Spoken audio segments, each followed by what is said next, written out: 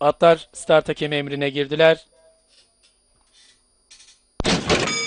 Start verildi ve koşu başladı. 3 numarada First Stop rakiplerinden 4 boy sonra koşuya başlayabildi. İlk metreler geçilirken orta kulvardan 6 numarada Mihracı atak yaptı. 1,5 boy gerisinde dışta 5 numarada Black Pro ataklarını artırıp ikinciliğe kadar sokuldu. Hatta Mihracı'nın dışına kadar dolanıyor. Bunların dışına doğru 11 numaralı Gold Envil geldi. Şimdi ortadan gelen 5 numaralı Black Pro ve dışına çıkan 11 numaralı Gold Envil arasında liderlik mücadelesi var. 1,5 boy kadar gerilerinde üçüncülükte 6 numaralı Mihracı, onun 1 boy gerisinde. Ortada dördüncülükte 4 numaralı Gold to Gold.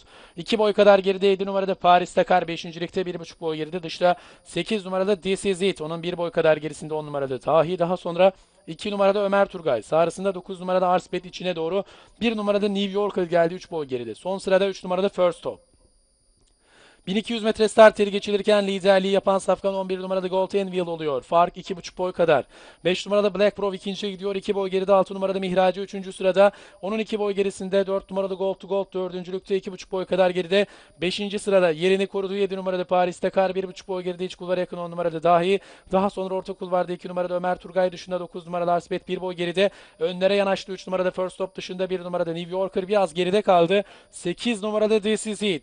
Son 600'e doğru yaklaşıyor safkanlar. 11 numarada Gold Envil liderliğini sürdürüyor. 3 boy gerisinde 6 numarada Mihracı şimdi ikincilikte. 2 boy geride 4 numarada Gold to Gold. 1,5 boy kadar geride dışta 7 numarada Paris Dakar. Daha sonra orta kulvarda 9 numarada Arspet dışında 1 numarada New Yorker sırasıyla son viraj dönülüyor.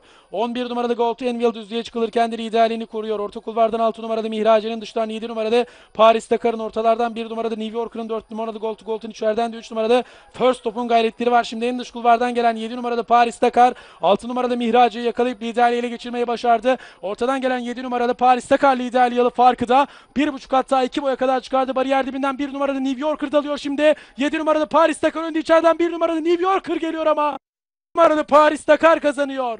1 numarada New Yorker koşudan ikinci olarak ayrıldı. 6 numarada Mihracı ve 9 numaralı Arsbet'ten 6 numaralı Mihracı üçüncü oldu. 9 numaralı Arsbet'te koşuyu dördüncü olarak tamamladı. 7 numaralı Paris Dakar Gökhan Yıldız da 5. koşuyu kazandı.